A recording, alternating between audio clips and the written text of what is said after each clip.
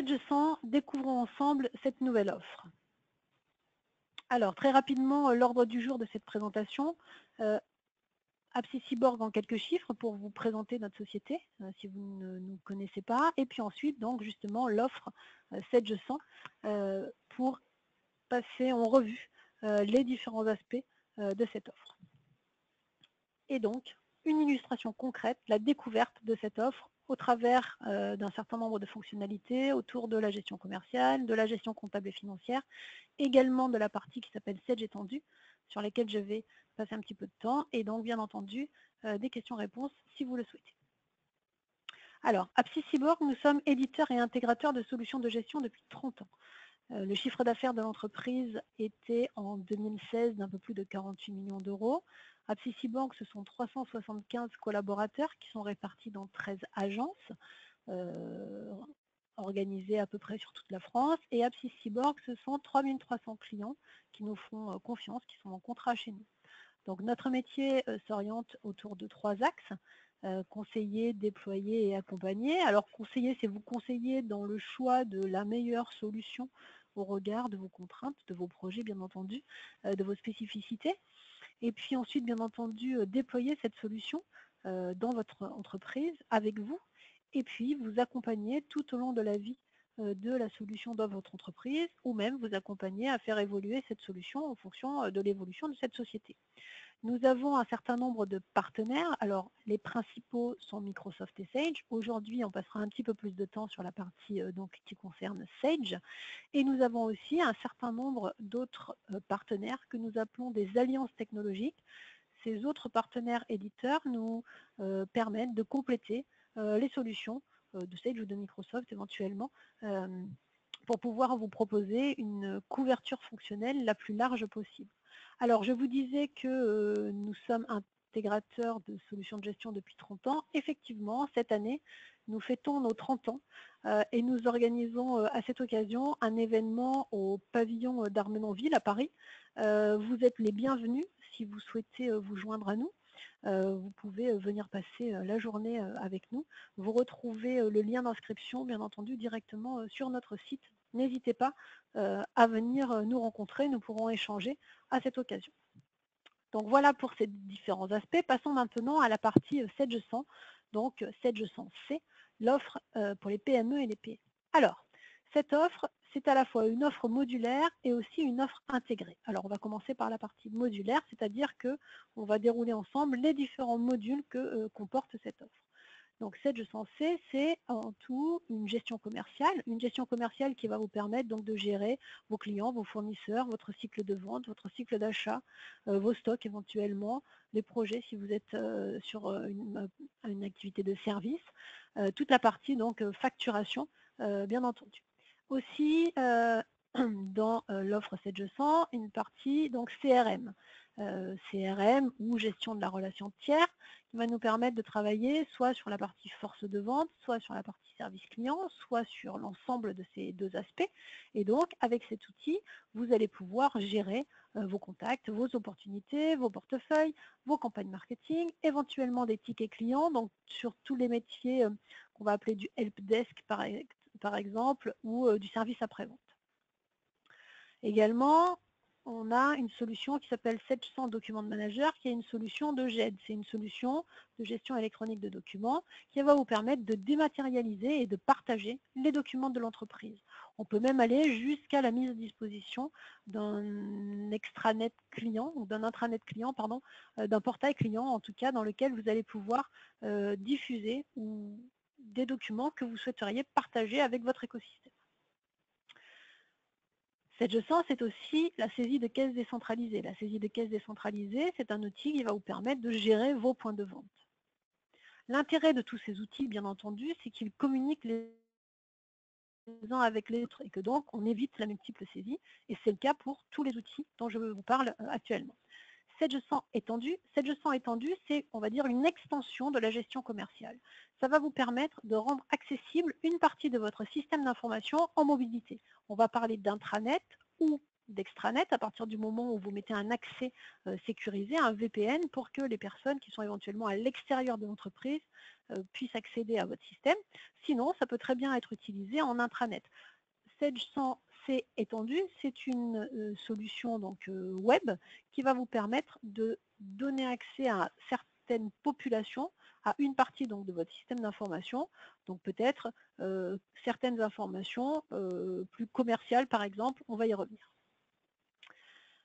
Sage 100C, c'est aussi une gestion de production. Donc là, on rentre dans l'atelier et on va pouvoir, avec cet outil, toujours en connexion avec la gestion commerciale, gérer cette fois-ci et contrôler l'outil de production, avec toute la partie, bien entendu, données techniques, hein, nomenclature et tout ce qui va avec.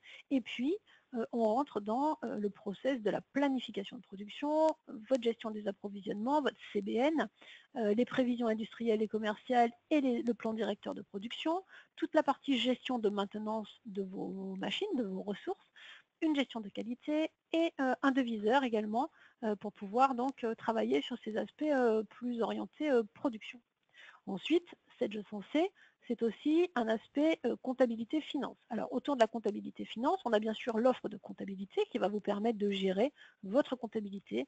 Alors on va parler de comptabilité générale, de comptabilité auxiliaire, d'analytique, budgétaire, de relance client, de suivi des encours clients-fournisseurs, de règlement client dans certains cas. Mais pour les règlements clients, on va plutôt s'orienter sur la solution qui s'appelle Sage 100 moyen de paiement, puisque cette solution de moyen de paiement est nécessaire pour la partie gestion des virements et des prélèvements. Donc, cette solution moyen de paiement va vous permettre d'optimiser toute la partie échange avec vos banques pour pouvoir donc travailler de façon fluide au niveau de la dématérialisation des décaissements et des encaissements. Également une solution de gestion des immobilisations pour gérer les immobilisations de votre entreprise. Et enfin, une partie liée à la trésorerie qui va vous permettre donc d'optimiser la gestion de votre trésorerie. Vous allez pouvoir très facilement obtenir votre position de trésorerie en date d'opération ou en date de valeur. Et toutes ces informations, encore une fois, communiquent les unes avec les autres.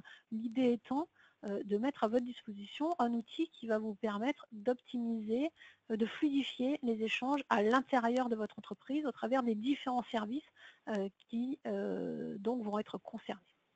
Donc on va pouvoir partager les informations et pouvoir fluidifier les différents échanges. Donc Sage 100C, c'est une offre modulaire. Ça, c'est ce que je viens de vous dire.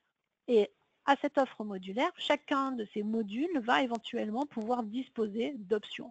Alors, je ne vais pas forcément détailler et lire à l'intégralité des options qui sont ici présentées, mais on a à notre disposition un certain nombre d'options, à la fois en gestion commerciale, en gestion comptable et financière et en gestion de production.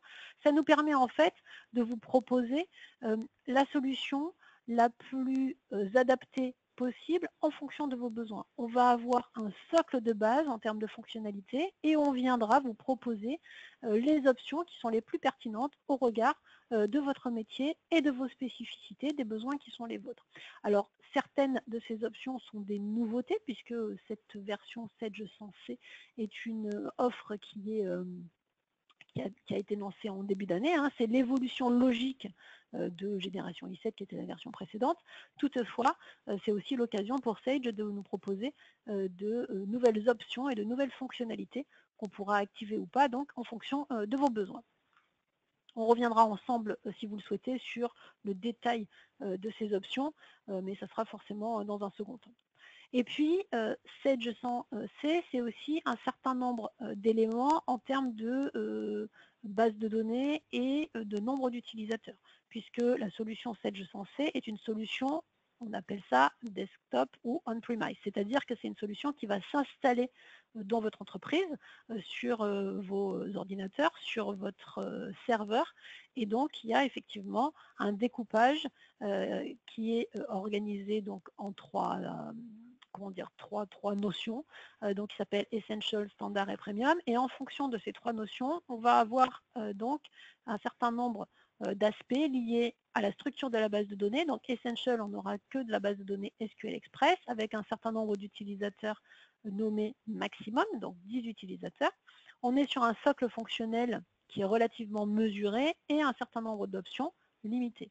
En revanche, sur les propositions standard et premium, on est sur des bases de données soit express, soit serveur. En revanche, en termes d'utilisateurs, donc là encore, un SQL Express 10 utilisateurs premium, le nombre d'utilisateurs est illimité.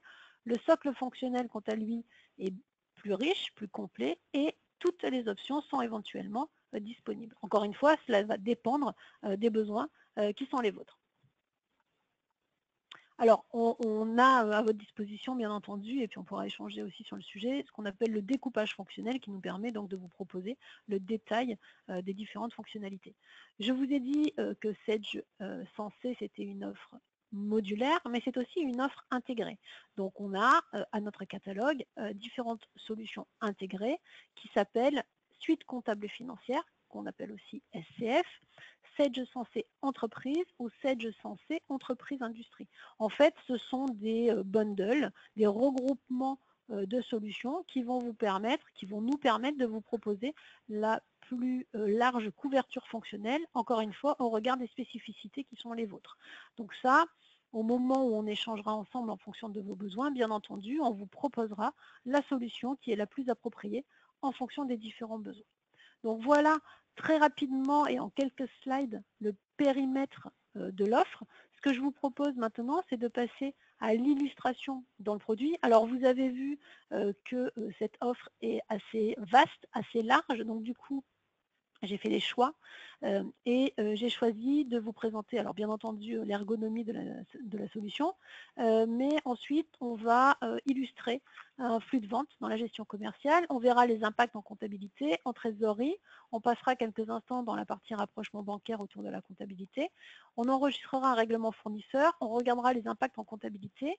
Et puis, je ferai aussi un petit passage dans étendu, donc pour que vous puissiez mesurer la différence entre ces différentes interfaces justement, et je l'espère que vous puissiez en mesurer les bénéfices de l'une et l'autre des solutions. Alors, petite manipulation technique. Donc normalement, vous devriez voir absolument la gestion commerciale.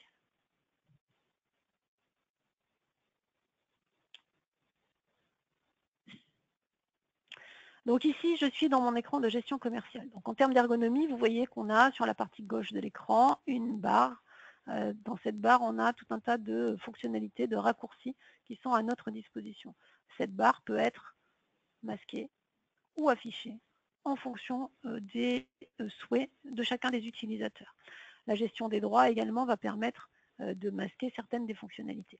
Ensuite, j'ai mon écran central et j'arrive sur ce qu'on appelle l'IntuiSage. L'IntuiSage, c'est un outil, mon panneau de contrôle, dans lequel je vais pouvoir accéder à la fois à un certain nombre d'informations, par exemple la petite lampe là, qui me permet d'accéder aux nouveautés de la version. Donc Sage documente les différentes nouveautés à chaque fois qu'il y a une nouvelle version qui est mise en place. Et puis également dans la partie droite, un certain nombre de groupes, de regroupements de fonctionnalités que je vais pouvoir utiliser. Donc des raccourcis. Je peux utiliser et personnaliser ces différents raccourcis. Donc moi, j'ai créé un groupe qui s'appelle Emmanuel, à l'intérieur duquel je suis venu mettre un certain nombre de commandes, de fonctionnalités qui me sont particulièrement comment dire, nécessaires dans mon activité quotidienne, que je peux bien entendu retrouver dans les différents menus, mais que je préfère mettre ici en termes de raccourcis. Également, à ma disposition un certain nombre d'indicateurs. Alors, puisque je suis dans la solution Sensé sur des bases de données relationnelles, je vous ai parlé de SQL Express ou de SQL Server, j'ai accès à un certain nombre d'indicateurs. Alors, ces indicateurs sont, comment dire, fixes. Hein. Je vais pouvoir les actualiser. Et je vais pouvoir retrouver, alors normalement j'ai un graphe, c'est intéressant, je vais pouvoir les actualiser en temps réel. Donc là, 14h46, c'est bien l'heure. Donc au fur et à mesure que je vais venir saisir des données, les éléments vont venir se mettre à jour. Donc là, on est sur le portefeuille, sur le chiffre d'affaires commercial.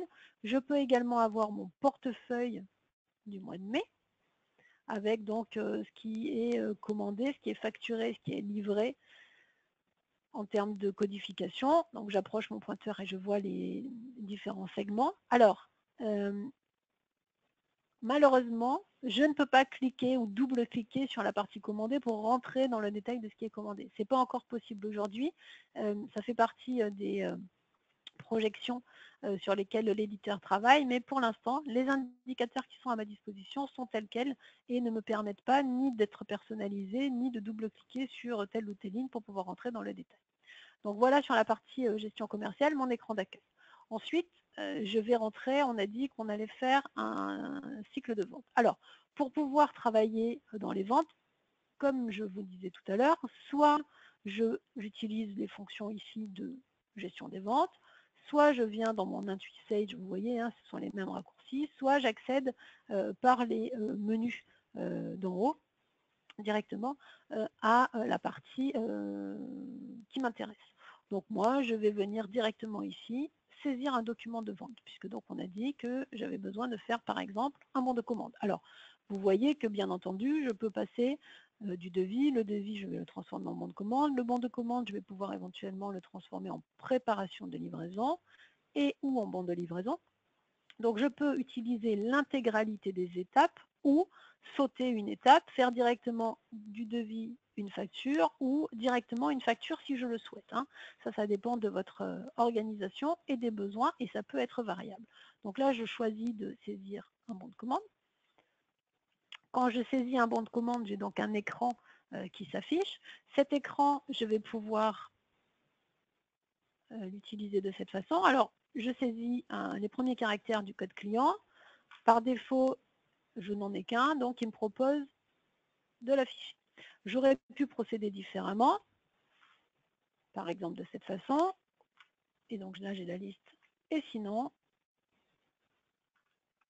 j'ai la liste des clients à ma disposition. Et je peux trier ou rechercher dans l'intitulé. Donc je vais prendre le client Cara. À partir du moment où je suis sur mon bon de commande, donc j'ai bien entendu le client. Si je veux, on y reviendra, je peux accéder directement à la fiche de mon client. Toutes les petites, tous les termes qui sont en bleu en fait me permettent d'accéder directement à la fiche ou à la liste qui est derrière. La date, c'est la date du jour. Le compteur chrono donc, se met automatiquement à jour. La date de livraison prévue, le client est pressé, ce sera pour demain. La référence, à moi de venir saisir éventuellement la commande de mon client. Sinon, je vais dire qu'en termes de référence, je vais saisir par exemple, j'en sais rien moi, une référence de mon cru. Ici, la notion de code à faire, c'est un premier indicateur analytique que je peux éventuellement retrouver en comptabilité si je le souhaite. Alors, à chaque client, je peux avoir une affectation à faire analytique. Sinon, je peux venir la modifier, bien entendu, si j'ai les droits pour le faire. De la même façon, ce client Cara est rattaché à un représentant en particulier qui s'appelle Didier. Si, encore une fois, hein, je suis habilitée à le faire, j'ai la possibilité de venir le changer. Donc, supposons par exemple que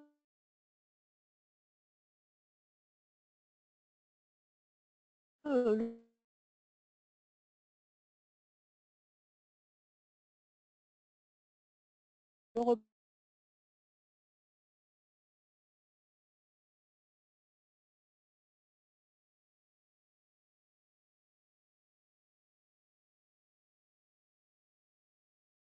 représentant par défaut et je valide la partie de l'entête du document.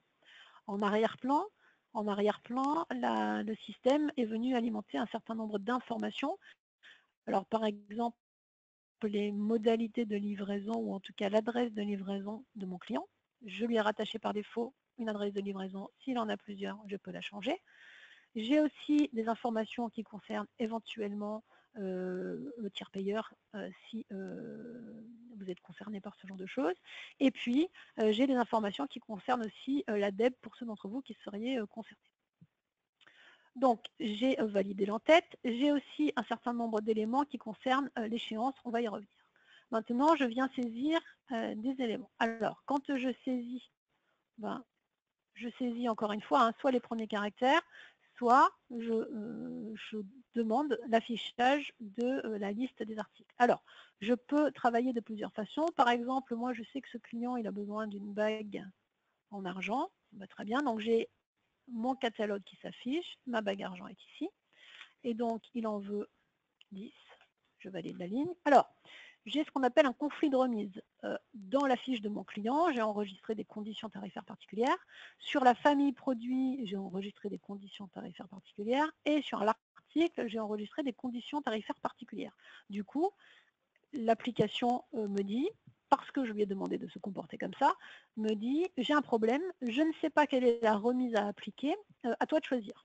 J'aurais pu faire en sorte qu'il choisisse automatiquement soit la remise article, soit la remise famille, soit la remise client, cumul, etc., etc. Donc là, je vais lui dire que ça va être autre chose et que je vais venir saisir manuellement 17%. Donc ça, c'est une façon de saisir. J'aurais pu procéder autrement en disant en fait, alors pour l'argent je sais, et ensuite il veut aussi plusieurs produits, par exemple ces deux chaînes là. Donc vous voyez, je fais de la multisélection. Donc là, il me propose directement dans mon bon de commande les deux codes, les deux références articles que j'ai sélectionnés, à moi maintenant de venir saisir la quantité, puisque j'ai choisi les produits, à moi de venir saisir la quantité. Si je veux mettre des commentaires complémentaires, je vais pouvoir le faire. Je vais pouvoir associer des textes, ce qu'on va appeler des glossaires sur des notices ou des choses comme ça. Je peux directement visualiser ici le stock réel de mon article. Je peux aussi masquer cette information et je peux accéder directement au stock prévisionnel avec le détail donc, des approvisionnements qui sont prévus sur cet article-là. Donc, en fonction des différents dépôts éventuellement, je vois que j'ai des entrées prévues, des sorties, et donc j'ai un stock prévisionnel de temps. Donc toujours en train de saisir ma commande. Alors bien entendu, je ne suis pas obligée d'aller chercher toutes ces informations. Donc là, j'ai saisi ma commande. Alors, je vous disais aussi qu'il y a des informations qui sont renseignées au fur et à mesure sur ce qu'on va appeler le pied de document. Le pied de document, c'est le règlement de mon client. Encore une fois, j'ai rattaché dans la finance, il doit payer à 60 jours par chèque. Si je suis habilitée à le faire, j'ai le droit de venir changer ces éléments. Donc là, je remplace les échéances et je dis qu'il va payer comptant tout de suite. J'aurais pu venir saisir n'importe quelle autre modalité si tant est que j'avais été habilitée à le faire. Donc voilà, j'ai saisi ma commande et je peux bien sûr l'imprimer pour la transmettre à mon client ou l'envoyer par mail. Si maintenant j'affiche la liste des documents de vente, donc là, je visualise, ça c'est un... Pardon, je visualise la liste des documents de vente. Donc ces documents de vente, j'ai mes devis, mes bons de commande, tous les documents qui sont en cours actuellement ou ceux qui ont été déjà transférés en comptabilité. Donc le bon de commande que je viens de saisir, regardez, ici c'est le dernier par date ou par numéro de pièce, je peux trier des informations. Je peux éventuellement, si je le souhaite, par exemple, tiens, je vais regarder ce que j'ai fait depuis le mois de mars 2017. Donc, je veux filtrer. On a dit mars, depuis le 1er mars. Hop, j'ai ici donc une restriction et je peux éventuellement, si le cœur m'en dit,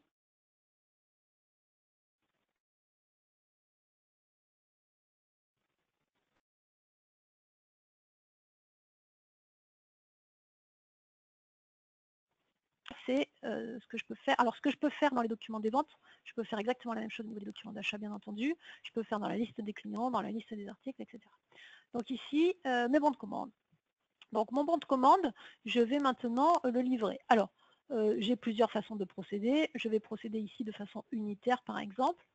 Donc ce bon de commande, je dois, parce que j'ai activé cette fonctionnalité, je dois le passer en statut à préparer. Donc à partir du moment où il a été contrôlé, il va pouvoir donc passer en statut à préparer et du coup je vais pouvoir transformer ce bon de commande. Alors soit en préparation de livraison, moi je choisis de le passer directement en bon de livraison. J'ai donc un bon de livraison qui va être généré à la date du 30 mai et je vais rentrer directement. Alors je pourrais l'imprimer. Là, je vais ouvrir directement le bon de commande, le bon de livraison, excusez-moi. Donc, du bon de commande, j'ai fait un bon de livraison. Vous voyez que l'ergonomie est exactement la même. Si j'ai les droits pour le faire, je peux éventuellement modifier les éléments. Si je n'avais pas eu les quantités suffisantes pour livrer l'intégralité, j'aurais bien sûr pu avoir une gestion de reliquat. Donc ça, c'est un choix. Au niveau du paramétrage, je peux choisir ou pas de gérer le reliquat. Je peux rentrer dans la fiche d'un article si je veux vérifier quelque chose. Donc voilà mon bon de livraison. Donc maintenant, le bon de commande 115 n'est plus présent puisqu'en fait, il est devenu bon de livraison. Et ce bon de livraison, je vais maintenant, par exemple, le transformer en facture. Alors, pour le transformer en facture, je peux le faire directement dans la pièce ou je peux tout simplement faire un clic droit, transformer le document. C'est ce que je vais faire. Je fais une facture. Je vais rentrer dans la facture également. Voilà ma facture. Cette facture, encore une fois, je peux l'imprimer, je peux la valider, c'est-à-dire que je peux la verrouiller. Alors, je fais une petite parenthèse sur ce sujet-là. Vous avez peut-être entendu parler de la loi antifraude TVA. Dans ce contexte de loi antifraude, il va y avoir des adaptations sur l'ensemble des outils de gestion, de facturation, etc., de comptabilité.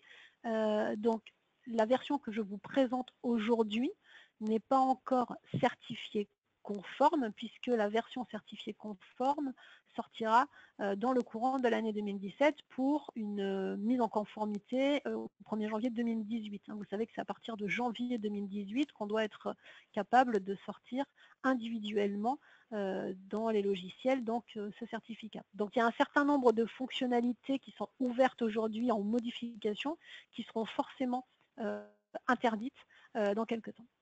Donc voilà, j'ai fait ma facture, je peux la valider, c'est-à-dire la verrouiller, je peux l'imprimer et je peux aussi la comptabiliser. Alors comptabiliser, ça veut dire quoi?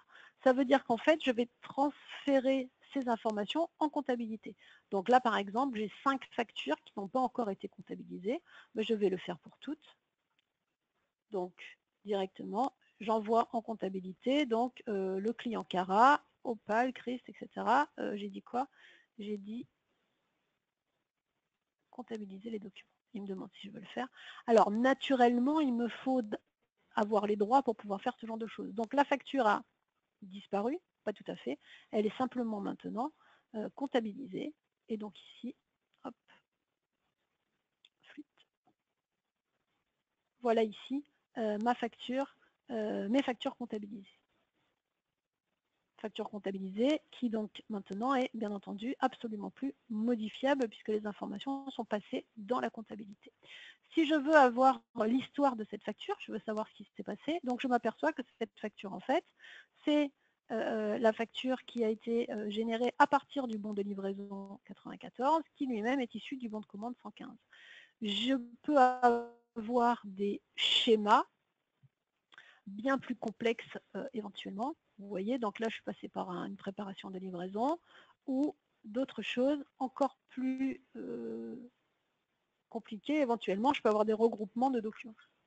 Donc là, c'est ce qui se passe au niveau des ventes. Ce que je viens de vous montrer au niveau des ventes, c'est exactement la même chose au niveau des achats, naturellement.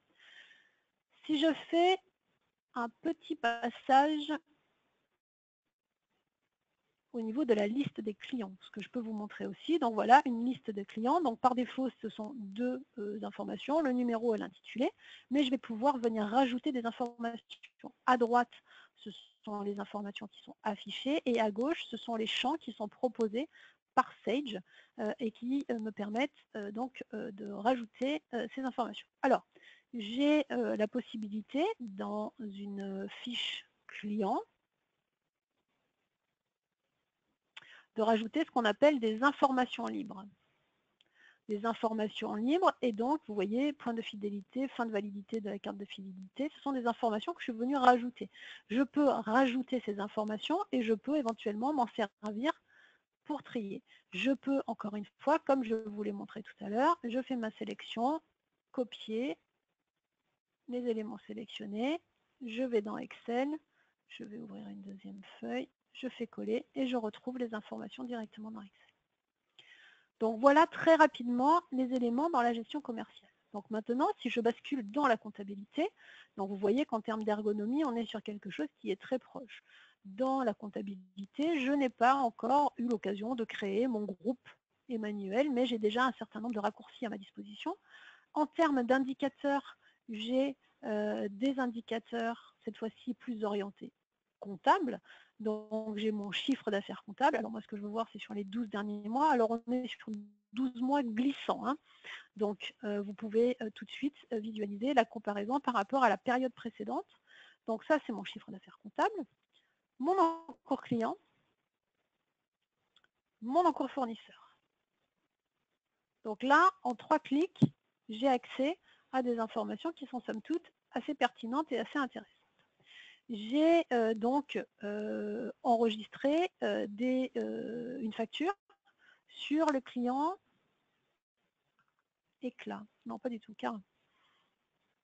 Donc je vais faire l'interrogation de ce client. Et je m'aperçois, bien entendu, que j'ai bien ma facture ici, au 30 mai, qui est donc directement allée se positionner dans mon journal de vente, puisque par paramétrage, je suis allée indiquer en amont de tout ça que la facture, elle allait dans le journal de vente. Donc j'ai ma comptabilité auxiliaire qui est alimentée, mes comptes de charges, de produits qui ont été alimentés. Et sur le compte de classe 7, j'ai également mon escompte. Et sur le compte de classe 7, vous voyez la différence du gras. Ça veut dire quoi? Ça veut dire qu'en fait, il y a une information analytique. C'est mon fameux code d'affaires qui est remonté dans ma comptabilité. Et donc, il est ici. Donc, j'ai le montant sur ma section analytique. Ça me permettra de faire des analyses ensuite directement. Donc, ça veut dire que la comptabilité, elle est alimentée très majoritairement par les factures de vente et les factures d'achat. Et donc, en comptabilité, je ne suis pas en train de dire qu'il n'y a rien à faire, loin de moi cette idée. En revanche, je vais quand même avoir déjà un certain nombre d'informations qui vont être donc transférées de la gestion commerciale vers la comptabilité. Je peux visualiser éventuellement les relances ou les rappels du compte. Et dans cet écran, si je veux faire du lettrage, par exemple, je fais mon lettrage directement. On verra que le lettrage, pour le coup, potentiellement, ça va être relativement,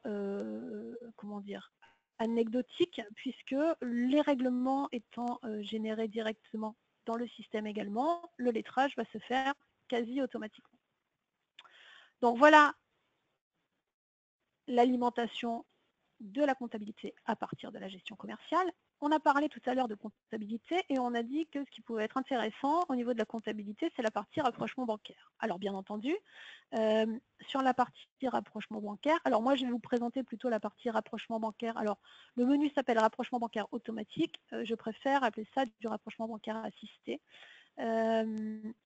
Pour pouvoir utiliser ce rapprochement bancaire-là, il faut en amont récupérer les relevés bancaires. C'est-à-dire que vous avez souscrit auprès de votre banque à un certain nombre de services et que ces services de récupération de relevés bancaires vous permettent donc de récupérer vos extraits. Donc ces extraits bancaires, vous les avez ici. Donc moi je les ai saisis parce que je ne peux pas les récupérer. Et donc j'ai mes relevés bancaires qui ont été récupérés ici. Et je vais visualiser éventuellement ceux qui ont été intégralement rapprochés, ceux qui ont la petite coche, et ceux dont le cercle n'est pas complet, ceux qui ont été partiellement rapprochés. Donc j'ai plusieurs banques, et à l'intérieur de chaque banque, je peux avoir plusieurs comptes. Donc le rapprochement bancaire automatique, je choisis le compte sur lequel je fais mon rapprochement. Un compte égale un journal, je vais agrandir ma fenêtre.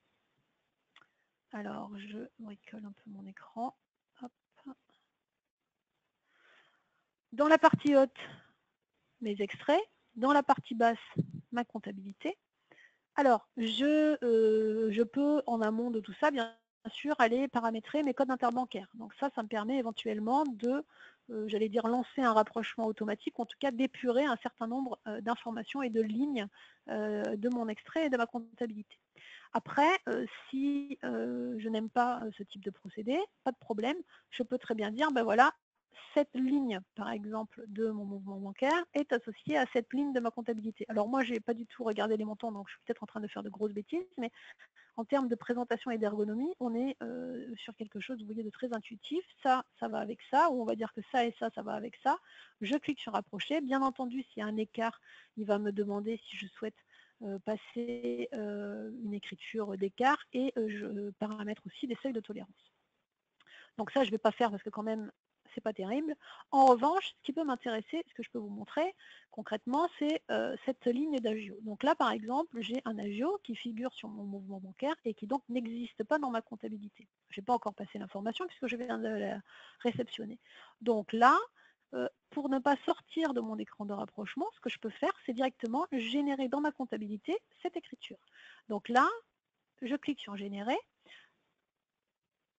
Si tant est que j'ai bien pris le soin en amont de venir créer l'écriture modèle, le modèle de saisie qui me permet de passer mon écriture, et ben, la ligne va disparaître des mouvements bancaires à rapprocher pour la bonne et simple raison qu'elle est maintenant ici. Elle est donc rapprochée, l'écriture est passée en comptabilité et donc le rapprochement a été fait. Donc ça me permet de gagner du temps au niveau de mon exploitation de mon rapprochement bancaire.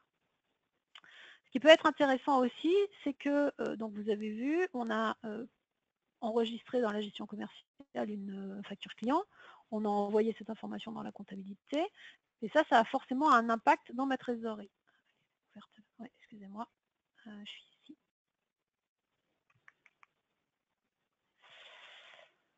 Je suis ici. Hop. Donc, dans ma trésorerie, qu'est-ce qui se passe?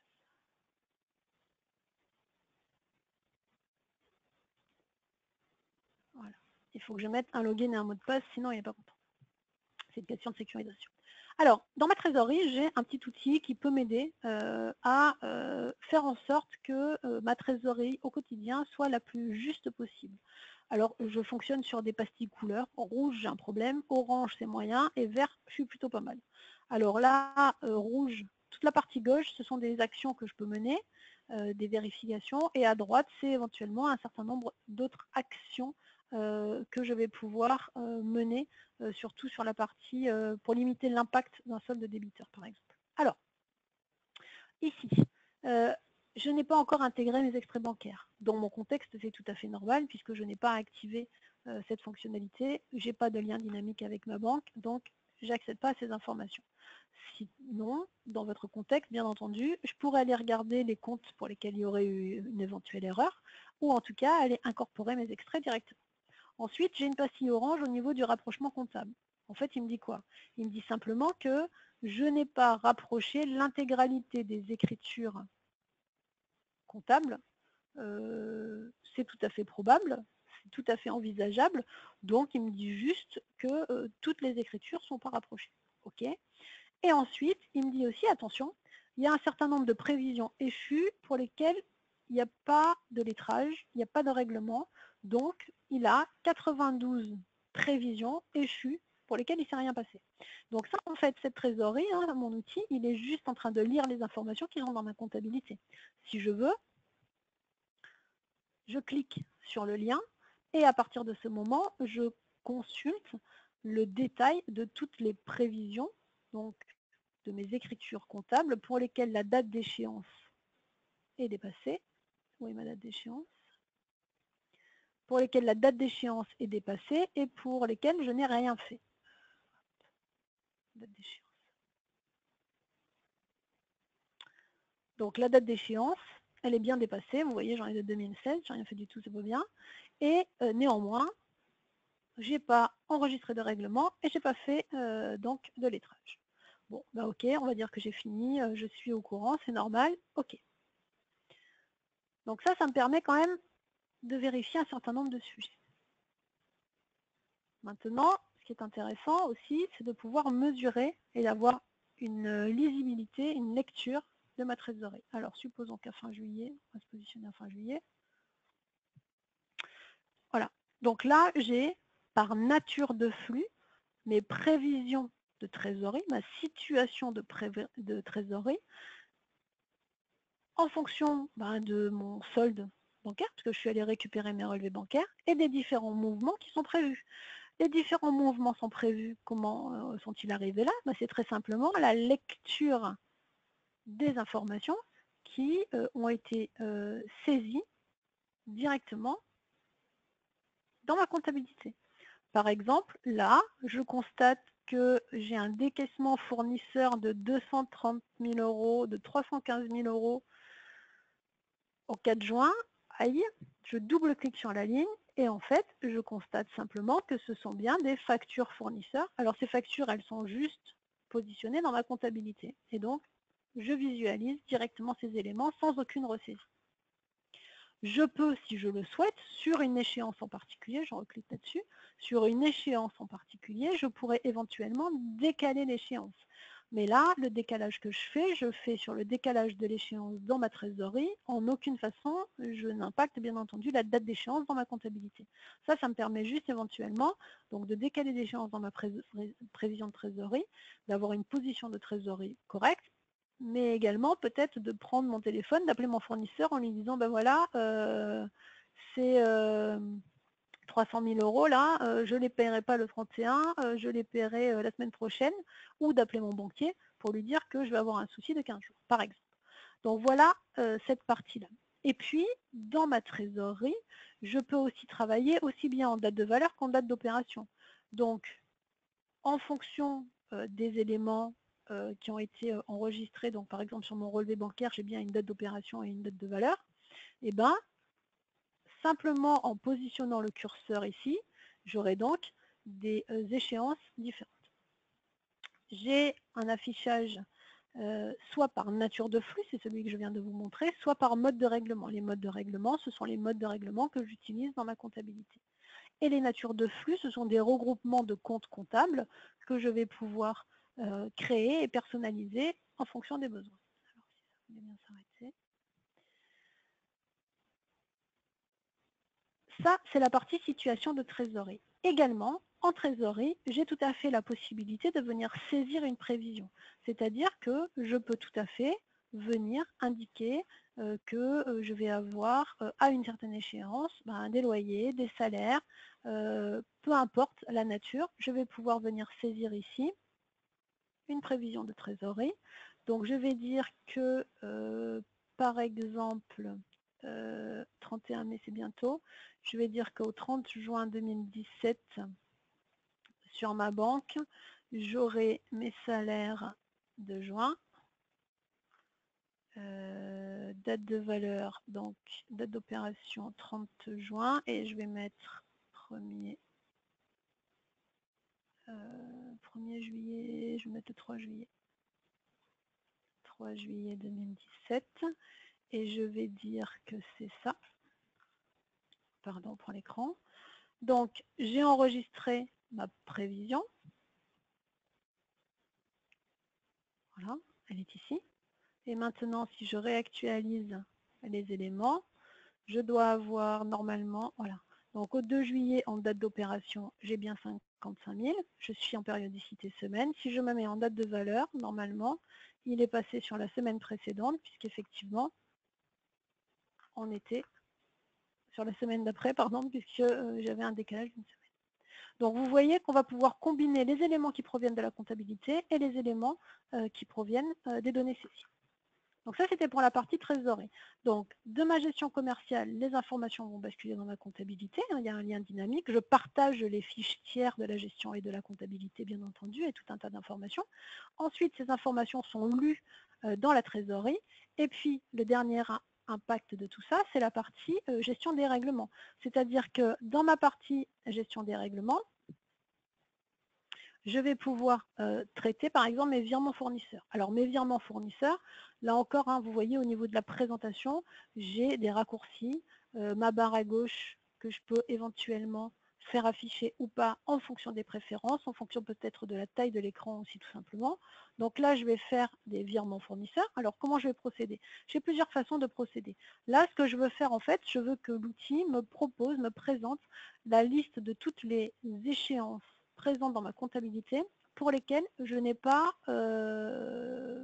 encore procédé au règlement. Donc j'ai un assistant qui me guide, je peux désactiver cet assistant.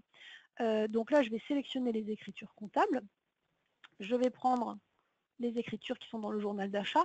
Supposons par exemple que je veuille traiter les fournisseurs de frais généraux et que j'ai un journal dédié, je pourrais très bien aller chercher les écritures que dans ce journal-là, ou alors à l'inverse, ne mettre aucune restriction sur n'importe quel journal.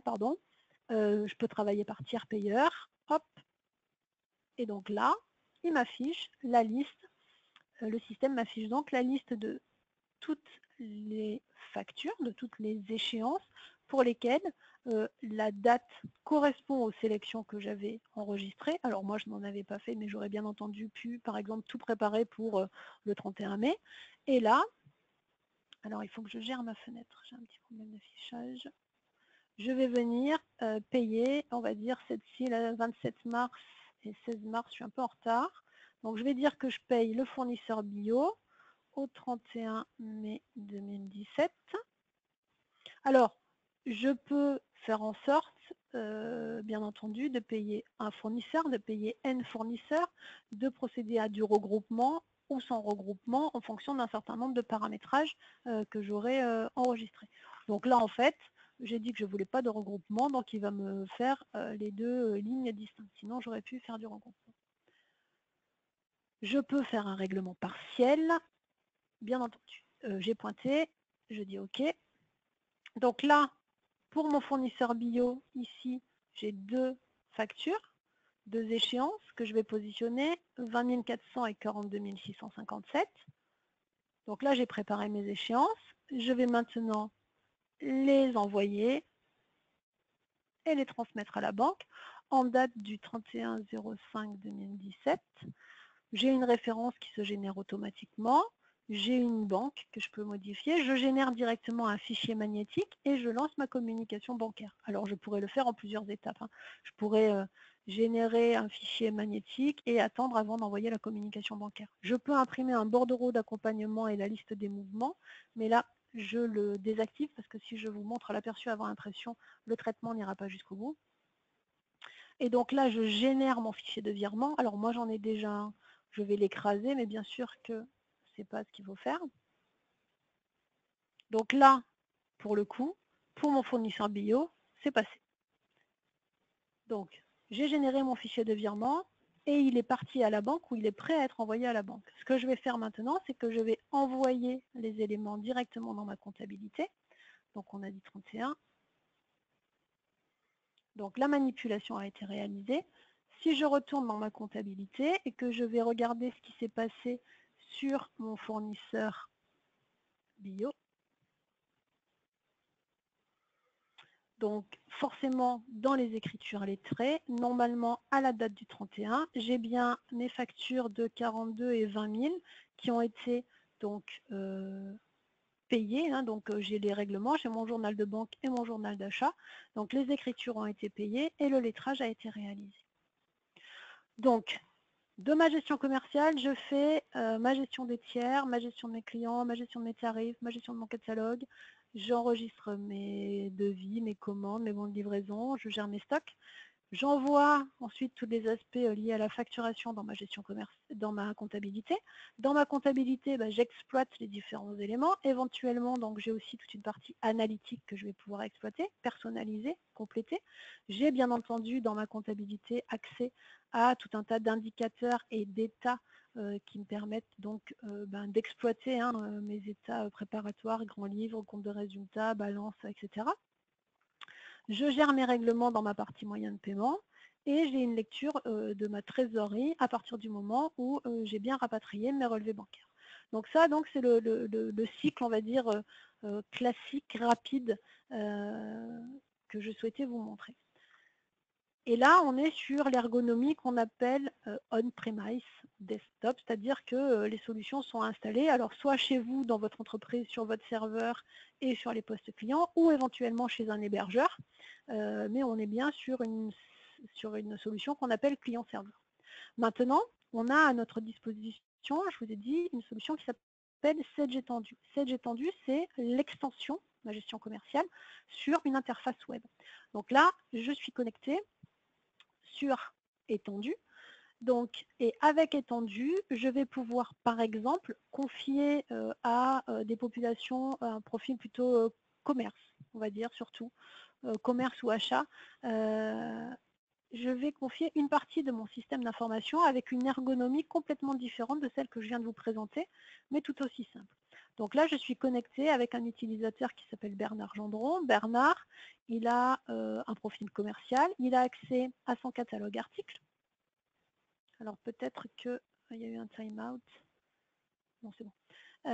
Donc il accède à son catalogue articles et donc il veut visualiser ses bijoux argent. Tiens, on reprend les bagues. Donc là, je vois le catalogue. Alors, dans cette ergonomie étendue, j'ai aussi la possibilité éventuellement de faire un filtre, c'est-à-dire je peux faire en sorte que Bernard ne voit que ses propres clients et qu'une partie du catalogue, chose que je ne sais pas faire dans le produit que je vais considérer le produit plein. Donc, il visualise ici son catalogue, il peut travailler de cette façon. Donc ça, supposons que Bernard soit chez son client, il dit ben voilà, tiens, dans les accessoires, voilà la liste de ce qui est disponible, puisque j'ai les stocks à ma disposition. J'ai dans certains cas la photo, regarde, on peut compléter cette information ou zoomer un peu les éléments. Et le client dit, ben, ok, je peux éventuellement rajouter ces informations dans le panier pour le client, pourquoi pas. Ou alors, donc je vais faire une sélection. Voilà, je vais faire ça, ça.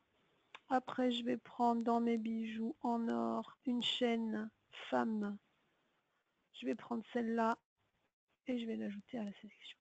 Si je ne veux pas travailler de cette façon, pas un problème, j'accède aux détails de tous les codes articles. Mais moi, j'en ai beaucoup, donc c'est peut-être pas très intéressant. Donc du coup, j'ai constitué mon panier. Donc je suis chez mon client, on a fait le panier, très bien. Et donc dans le panier, il y a le fermoir, la pile et les chaînes. Je peux éventuellement utiliser ces éléments pour saisir directement un bon de commande. Donc je vais taper les caractères du code du client. Moi j'ai tapé les premiers caractères. Alors j'ai utilisé encore Cara, je vais peut-être changer. Je vais prendre un autre client. Ah, forcément. Je vais prendre un... Voilà.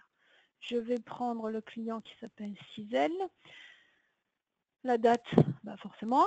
La date de livraison, là aussi, on va dire que c'est pressé. Si c'était pour demain, ça serait bien.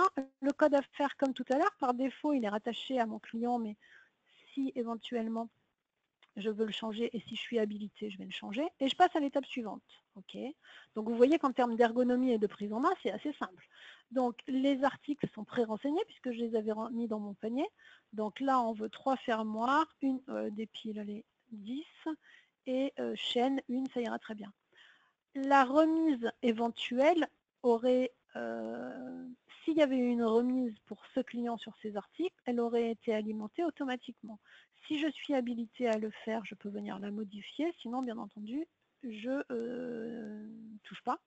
Je passe à l'étape suivante. Éventuellement, je précise le contact chez le client. Les modalités de livraison et d'expédition reviennent à partir de la fiche client. Si je suis habilitée, je peux le changer. J'ai une synthèse qui m'est proposée. Si je suis habilitée à le faire, je peux mettre un taux d'escompte ou pas. Et là, j'ai les conditions de règlement de mon client. Comme tout à l'heure, si je suis habilitée, je peux éventuellement modifier les conditions. Là, ce sont les conditions qui ont été négociées avec mon client, 50% au 9 juin et le solde au 29 juillet, c'est OK. J'ai une synthèse de tout ça. Si je suis d'accord, je fais terminer. Et donc là, il me dit que le bon de commande 116 a été créé avec succès. Parfait. Alors je peux l'imprimer en PDF et le montrer à mon client, sinon je vais quitter.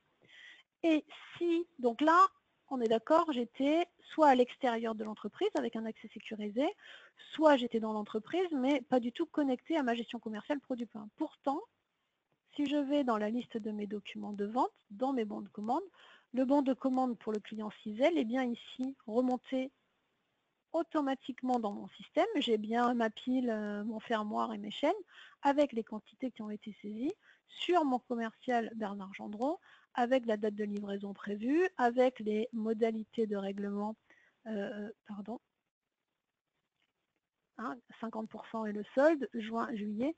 Donc tous ces éléments ont été rapatriés. Donc vous voyez, il n'y a pas de notion d'export et d'import, on est bien sur du temps réel et j'alimente la base. Et donc maintenant, eh ben, les personnes qui sont en charge des livraisons n'ont plus qu'à expédier éventuellement la commande, ou alors la personne qui doit contrôler pour la passer à préparer va prendre en charge, etc., etc. Donc vous voyez, cette ergonomie au niveau de étendue, c'est quand même assez simple d'approche et ça peut permettre à une population d'avoir accès à tout un tas d'informations en temps réel et à pouvoir aussi faire de la saisie, donc de la consultation et de la saisie. Toujours au travers de étendue, je peux consulter par exemple mes documents de vente. Donc Monsieur Gendron, il visualise les documents de vente qui existent dans le système, qu'ils aient été faits au travers de étendue ou dans la gestion commerciale directement, hein. Donc là, je vais prendre celui-ci, peu importe. Donc là, vous voyez, j'ai le détail. Je peux, si je suis habilitée à le faire, le modifier. J'ai la possibilité aussi de voir des informations sur la livraison, sur la facturation. Donc j'ai toutes les informations qui ont été enregistrées dans la fiche. Autre chose intéressante, si je vais dans la fiche d'un client, je peux aussi sur le client en particulier, je vais revenir sur mon client Cara, vous voyez que la solvabilité était verte, là j'avais une petite coche verte, ça veut dire que au niveau de l'encours, je suis pas mal. En revanche, sur ce client, j'ai les informations suivantes à ma disposition. J'ai 6 devis en cours pour ce client, il ne s'est rien passé. Il y a 7 bons de commande en cours que je n'ai pas honorés. Le client est en retard de 14 règlements et l'entreprise est en retard de 4 livraisons. Et pour chacun de ces thèmes, il suffit que je clique sur le lien et je visualise. Donc voilà, là j'ai 4 bons de commande sur lesquels je suis en retard. Les bons de commande du mois de mai 2017 et de juin 2016. Donc cela peut-être c'est foutu. Et puis, des règlements. Donc là, ça me permet peut-être d'expliquer à mon client que il va falloir qu'il régularise son compte pour qu'on puisse enregistrer une nouvelle commande. Et ça me permet d'avoir accès à ces informations sans pour autant appeler mon service comptable, par exemple. Donc voilà, en synthèse, ce que je voulais vous montrer sur cette partie étendue. Donc si je reviens sur la présentation, donc vous avez vu très rapidement, hein, je vais changer l'ergonomie donc de la solution, le flux dans la gestion commerciale, les impacts en comptabilité en trésorerie, la partie rapprochement bancaire, le règlement fournisseur, la lecture en comptabilité et l'interrogation et la saisie au niveau de cette étendue. Donc voilà très rapidement et en synthèse cette présentation ou cette illustration de l'offre Sedge Sensé. C'était pour vous donner un tour d'horizon donc de cette solution. Donc Sedge Sensé, vous voyez qu'on est sur une offre personnalisée, une offre à la carte. Donc il y a tout un tas de modules qui vont être disponibles avec ou sans options en fonction de vos spécificités.